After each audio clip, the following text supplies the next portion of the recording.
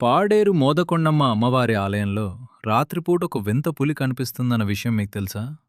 అసలు గాలి కూడా చొరబడని గర్భగుడిలో గజ్జల సవ్వడి ఎందుకు వినిపిస్తుంది? ఈరోజు మన తెలుగు హోమ్ ఛానల్లో ఆ అద్భుతాలేంటో చూద్దాం.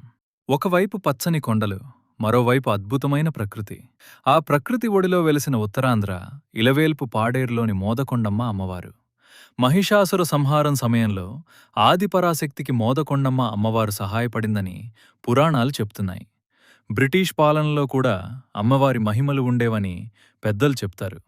ఆ ప్రాంతంలో రోడ్లు వేయటానికి లేదా అడవిని నరకడానికి ప్రయత్నించినప్పుడు అమ్మవారి అనుమతి లేనిదే ఏ పని ముందుకు సాగేది కాదట. ఎవరైనా అమ్మవారికి వ్యతిరేకంగా వెళ్తే అరిష్టాలు జరుగుతాయని ఇప్పటికీ నమ్ముతారు. పాతకాలంలో పాడేరు గిరిజన పెద్దలు చెప్పే కథల ప్రకారం ప్రతిరోజూ అర్ధరాత్రి సమయంలో ఒక పెద్ద పులి ఆలయానికి వచ్చి అమ్మవారి పాదాల దగ్గర నిద్రపోయేదట. తెల్లవారుజామున పూజారులు వచ్చే సమయానికి అది మాయమైపోయేది. అంటే అది ఒక దివ్య శక్తి అని, అమ్మవారి వాహనమే స్వయంగా వచ్చి సేవ చేసుకుంటుందని ఇప్పటికీ నమ్ముతారు. ఇప్పటికీ రాత్రిపూట ఆ ప్రాంతంలో ఏదో తెలియని శక్తి తిరుగుతున్నట్లు స్థానికులు చెప్తుంటారు.